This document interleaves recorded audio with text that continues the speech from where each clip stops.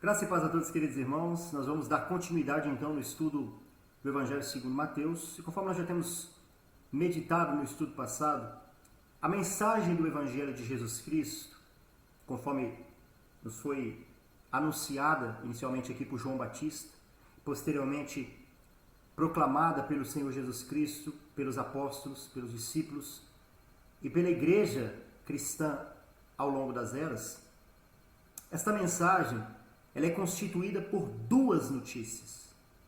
Uma má notícia e uma boa notícia. Mas essas duas notícias, elas não subsistem de maneira independente uma da outra.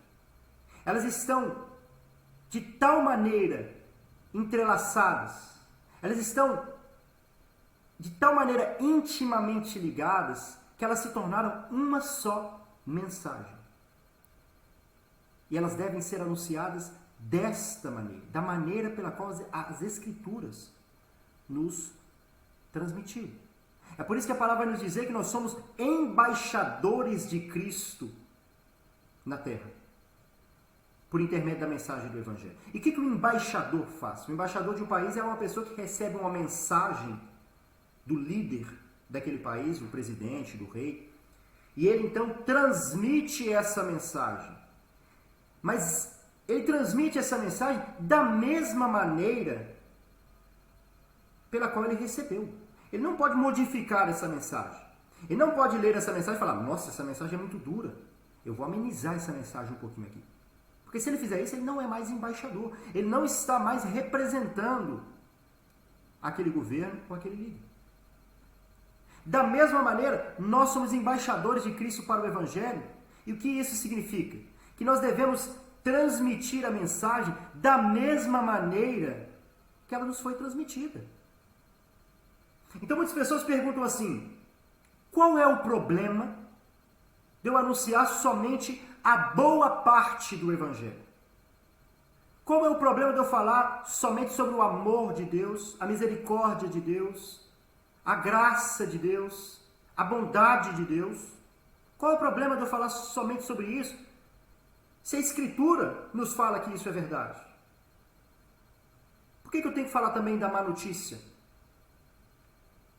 E nós vemos que existem muitos problemas de eu falar somente do lado bom do Evangelho, da boa parte do Evangelho. Alguns desses motivos nós já temos visto, não é?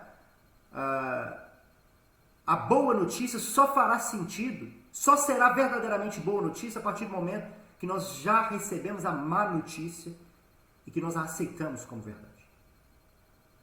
Então, as pessoas não valorizarão a mensagem do Evangelho, a boa nova do Evangelho, a menos que elas tenham ouvido a má notícia do Evangelho. Essa é uma razão. Mas existem várias outras razões, ok? A primeira delas, que eu gostaria que nós meditássemos aqui, e que isso é de fundamental importância para que nós possamos compreender a mensagem do Evangelho. O apóstolo Paulo, quando ele está se despedindo de uma das igrejas, lá no segundo relato de Atos dos Apóstolos, ele está passando ali, e ele está de passagem, ele está indo embora, e ele vai se despedir daquela igreja local, e ele vai dizer assim, eu estou livre do vosso sangue, porque eu nunca deixei de vos anunciar todo o conselho de Deus. O que Paulo está dizendo ali? Eu estou livre do vosso sangue. O que significa? No dia do juízo de Deus, quando a ira de Deus será derramada sobre todos aqueles que recusaram o Evangelho de Jesus Cristo, sobre todos aqueles que recusaram o Senhor Jesus como Senhor e Salvador das suas vidas, e sobre todos aqueles que seguiram um falso Evangelho, um falso Cristo. Então a ira de Deus será derramada sobre essas pessoas. Então o símbolo aqui é o sangue sendo derramado, ou seja, a ira de Deus esmagando essas pessoas. Ok? Então Paulo vai dizer, eu estou livre do vosso sangue. E por que Paulo podia dizer a essas pessoas, eu estou livre do vosso sangue? Será que Paulo podia dizer isso porque ele falou, Deus vai cumprir o desejo do vosso coração, Deus vai curar vocês das suas doenças, Deus vai dar prosperidade, Deus é bom, Deus é amor, Deus é misericórdia? É por isso que Paulo podia dizer a eles que estava livre do sangue deles no dia do juízo? Não. Paulo vai dizer, porque nunca vos deixei de anunciar todo o conselho de Deus. Eu vos disse que Deus é amor. Eu vos disse que Deus é misericórdia. Eu vos disse que Deus é graça. E eu manifestei diante de vocês, por intermédio da mensagem do Evangelho, todos esses atributos de Deus. Mas eu também vos anunciei a justiça de Deus. Eu também vos anunciei a santidade de Deus. Eu também vos anunciei que todos pecaram, estão destituídos da glória de Deus e que precisam de um Salvador. E por isso Paulo podia dizer, eu anunciei todo o conselho de Deus. Percebe? Então, o primeiro problema de se pregar somente o lado bom desta mensagem é que eu não estarei anunciando o Deus verdadeiro. Eu estarei falando algumas verdades sobre Deus. Nós precisamos compreender que o anúncio do Evangelho não consiste em falar algumas verdades sobre Deus ou de transmitir algumas verdades sobre o Evangelho. Não, isso não é Evangelho. O anúncio do Evangelho consiste em transmitir toda a verdade de Deus revelada nas Escrituras. O anúncio do Evangelho consiste em transmitir a verdade sobre o Deus verdadeiro revelado nas Escrituras. Então, se eu falo somente sobre alguns atributos de Deus, eu não estou pregando o Deus verdadeiro. Eu estou pregando um Deus inventado pela minha mente, um Deus que é agradável a mim, um Deus que responde aos meus interesses carnais, às minhas concupiscências, mas não é o Deus verdadeiro, não é o Deus das Escrituras. Pode perceber que uma grande parte das igrejas evangélicas contemporâneas, elas não falam sobre a ira de Deus, embora o Evangelho nos fale sobre a ira de Deus. Deus é um Deus que se ira todos os dias, segundo o Salmo 7. A maioria das igrejas não fala sobre a justiça e a santidade de Deus, embora eles requeiram a justiça de Deus em relação às suas causas. Deus, eu estou sendo injustiçado nesse aspecto, no meu trabalho, com o meu vizinho, então faça justiça na minha causa. Mas em relação aos pecados que elas cometem, eles não falam sobre a justiça de Deus. Então Deus é justo só para aquilo que lhes interessa. Mas esse não é o Evangelho, esse não é o Deus verdadeiro. Nós precisamos entender que a Bíblia diz sim, que Deus é amor. Deus é graça. Deus é bom. Mas Ele não é só amor. Ele não é só graça. Ele não é só bondade. Deus também é justo. E o que significa a justiça de Deus? Deus nunca cometeu um ato de injustiça sequer. Deus julga retamente. Ele jamais vai agir com injustiça. E Deus possui uma lei perfeita, que é a própria manifestação do seu atributo da justiça, da sua perfeição moral. E a Bíblia diz que todos os homens transgridem a lei perfeita do Deus perfeito e perfeitamente justo como Ele é, do justo juiz. Então, qual é a consequência de você quebrar a lei perfeita de um juiz perfeito e justo? Só existe uma possibilidade: você vai ser condenado. Você vai ser julgado culpado diante do justo juiz. Percebe? A Bíblia diz também que Deus é santo. E a santidade de Deus significa, em poucas palavras, a separação de Deus. Não, Deus é inigualável. Ele está no lugar acima de tudo e de todos. Ele não pode sequer contemplar o pecado, tamanha a sua santidade.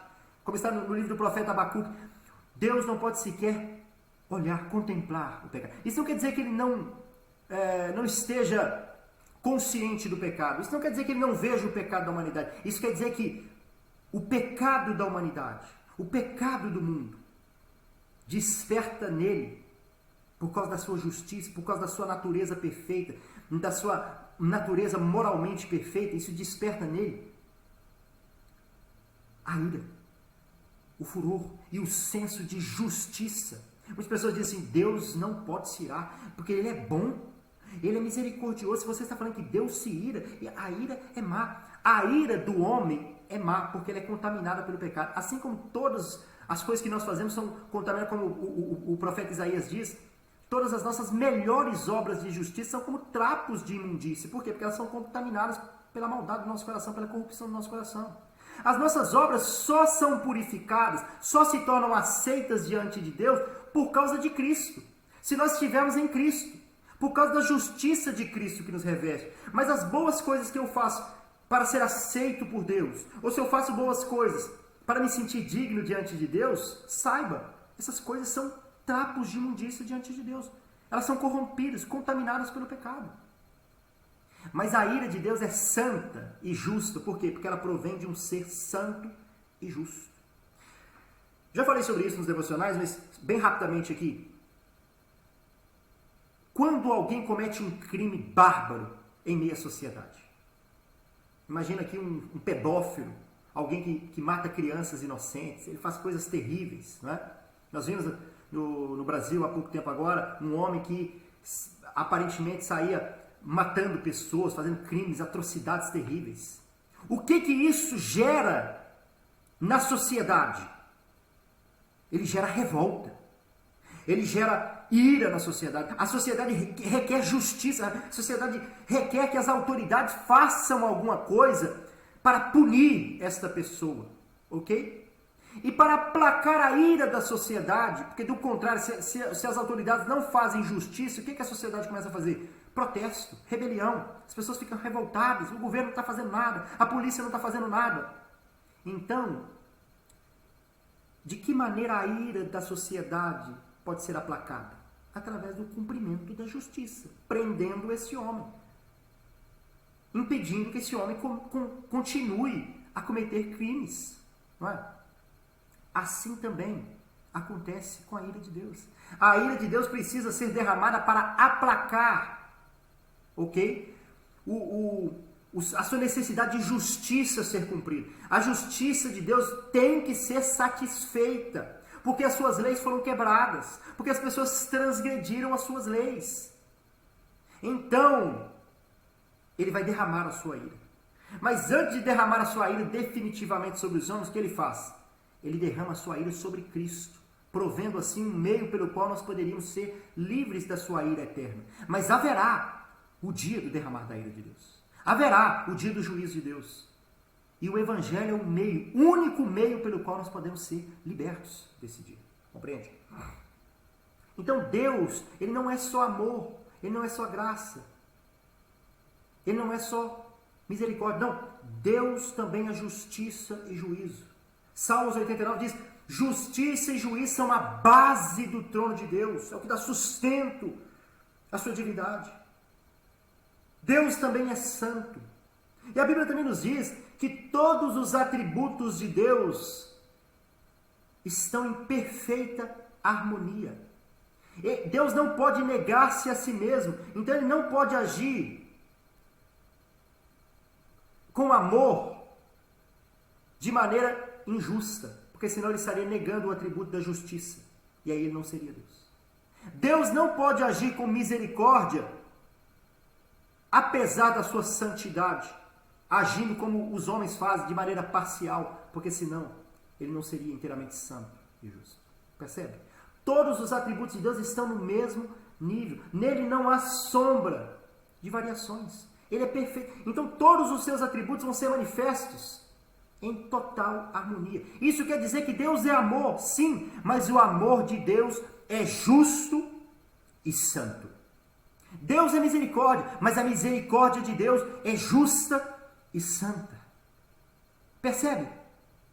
Então, se Deus perdoa pecadores de qualquer maneira, sem que o preço por esses crimes, por essas transgressões fossem pagas, Ele seria injusto.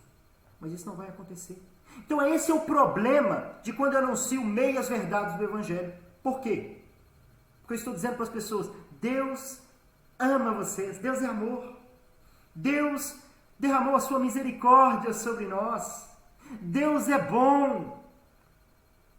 E sem a compreensão de que nós somos pecadores, sem a compreensão da nossa depravação total por causa do pecado diante de Deus, o que isso vai gerar no homem? Ele vai causar uma inversão de valores. Por quê? É muito comum as pessoas utilizarem ali do versículo 16 do capítulo 3 do Evangelho segundo João, né? João 3,16, as pessoas usam com muita frequência no anúncio do Evangelho, e elas dizem assim: Deus amou o mundo de tal maneira que enviou seu Filho unigênito para morrer, para que quem nele crê não pereça, mas tenha a vida eterna. E de que maneira eles interpretam e comunicam esse versículo? Deus amou o mundo de tal maneira, ou seja, Deus amou demais o mundo, né? Deus é amor, Deus é graça, Deus é misericórdia. E o que isso faz com que as pessoas pensem? Nossa, então eu sou muito bom. Se Deus amou o mundo de tal maneira que Ele enviou o seu Filho unigênito para morrer por mim na cruz, então a cruz de Cristo é uma manifestação do quanto eu sou bom. A misericórdia de Deus é uma manifestação do quanto eu mereço. A graça de Deus é uma prova de que eu sou uma boa pessoa, de que eu faço boas coisas. Olha que coisa maravilhosa! Deus amou o mundo de tal maneira que enviou o seu Filho. Então eu sou uma boa pessoa. Isso vai levar as pessoas a uma inversão de valores. Isso vai levar as pessoas muitas vezes a imaginarem que elas têm crédito diante de Deus, dizendo: Senhor, eu fiz isso e isso para o Senhor. Agora eu quero que o Senhor me dê isso que eu preciso. Agora eu quero ser curado. Eu quero prosperidade. Por quê? Porque elas não compreendem o que significa a cruz de Cristo. Elas não compreendem que, na verdade, o que esse versículo está dizendo não é que nós somos bons e por isso Deus enviou o seu Filho. Não é porque nós tínhamos méritos ou porque Deus viu algo bom em nós, então Ele decidiu enviar o seu Filho para morrer na cruz para que nós pudéssemos ser salvos. Não. O verso diz assim: Deus amou o mundo de tal maneira que Ele enviou o seu Filho unigênito para que quem nele crê não pereça. Não pereça. Percebe? Essa palavra ela é chave na compreensão desse texto. Por quê? Porque ele está dizendo: os homens vão perecer. Vocês estão sob condenação. Nós estamos sob condenação. Toda a humanidade está sujeita ao juízo de Deus. E a menos que um sacrifício substitutivo seja feito, ao menos que alguém morra em nosso lugar, nós pereceremos. Nós estamos condenados. Na verdade, a cruz de Cristo, muito pelo contrário, ela não mostra o quanto nós somos bons. Ela nos mostra o quanto nós somos maus. A cruz de Cristo está revelando a maldade do homem. A cruz de Cristo está revelando a depravação do homem. A cruz de Cristo está expondo a nossa total incapacidade de irmos até Deus pelas nossas próprias obras ou por meio da religião. A cruz de Cristo expõe a miséria espiritual em que toda a humanidade se encontra. O homem é tão mau que Deus teve que matar o seu próprio filho naquela cruz para que nós pudéssemos ser salvos. E quando eu digo matar, é o que a Bíblia nos diz. Isaías 53:10. A Deus agradou moê-lo naquela cruz. Não que Deus fez isso com sarcasmo, não. Ele agradou moê-lo no sentido de que era a única maneira que ele poderia ver a posteridade de Cristo, ou seja, ele poderia salvar alguns daqueles que estavam perdidos, nós, pela sua infinita graça e misericórdia. E isso ele fez para quê? Para manifestação da sua graça, para manifestação do seu amor. Não que o seu amor, ele nasce através do ato de Cristo da cruz, de maneira nenhuma. Deus é amor desde a eternidade. Deus é amor na sua natureza perfeita, desde a eternidade. Deus nunca passou a ser amor. Deus é amor eternamente. Quando nada existia, antes da criação do tempo e do espaço, antes da criação do universo, Deus já é amor. Deus já é graça. Deus já é misericórdia. E todos os seus atributos estão perfeitamente em harmonia na relação entre o Pai, o Filho e o Espírito Santo na Trindade. Ele só vai manifestar esses atributos aos olhos dos homens através da criação. Através, após a queda do homem, da obra de redenção que começa a ser revelada gradativamente. E ela é plenamente cumprida e manifesta através da obra de Cristo. Compreende? E através do santo Evangelho de Jesus Cristo. Então, quando eu anuncio um Evangelho que só tem a boa parte, que só fala do lado bom, eu não estou pregando o Evangelho. Eu não estou lidando com a verdadeira mensagem do Evangelho. Eu não estou levando pessoas a compreenderem que a cruz de Cristo é necessária. É o único meio pelo qual elas podem ser salvas. Percebe? E que fora do Evangelho não há salvação. Eu estou levando as pessoas a pensarem que elas são tão boas que Deus enviou o seu Filho para morrer na cruz, mas que isso é algo opcional. Cristo morreu na cruz, mas eu sou bom. Então eu posso, de alguma maneira, adquirir o céu. O Cristo morreu na cruz, mas eu sou uma pessoa moralmente boa. Então eu não preciso fazer muita coisa, eu não preciso me render ao Evangelho ou ao senhorio de Cristo para que eu seja salvo. Não. Por quê? Porque Deus nos ama, Deus é amor, Deus é misericórdia. Deus é graça. Então eu posso continuar pecando e Ele vai me perdoar. Percebe? E há uma inversão de valor. Então por isso que o Evangelho deve ser pregado, proclamado, assim como ele nos foi transmitido. O verdadeiro Deus revelado nas Escrituras. A verdade de Deus revelada nas Escrituras. Toda a verdade de Deus, todo o conselho de Deus revelado nas Escrituras, sendo transmitido fielmente por uma análise fiel das Escrituras, gradativo, contínuo das Escrituras. Ok? Este é o verdadeiro Evangelho. E somente isso que pode salvar. Por quê? Porque salvação diz respeito ao que Deus fez para salvar os homens, e não do que os homens podem fazer para serem salvos. E se Deus fez algo para salvar os homens, é Ele quem determina de que maneira nós podemos ser salvos ou não. E de que maneira Ele expôs as suas determinações? Por intermédio da palavra. Então cabe a nós ler e nos submeter à verdade de Deus revelada nas Escrituras. Não tem que inventar coisas, imaginar. Ah, não, eu acho que Deus salva. Ah, não, eu acho que para ser salvo tem que fazer isso. Deus não requer que nós achemos. Deus requer que nós leiamos a sua palavra. E Deus requer que nós nos submetamos àquilo que Ele nos revelou na sua palavra por intermédio do Espírito Santo. E que nós vivamos em conformidade a isso. Isso é Evangelho segundo as Escrituras. Vou parar por aqui para não ficar muito longo e vou dar sequência nesse raciocínio. Então, quais são alguns dos outros motivos pelos quais pregar um meio Evangelho, só a boa parte do Evangelho, pode ser danoso para as pessoas e pode levá-las a estarem sob condenação, pensando estarem sendo salvas. Nós vimos aqui um desses motivos, nós veremos, se assim Deus permitir, no próximo vídeo, um outro motivo pelo qual isso não deve ser negligenciado. Nós não podemos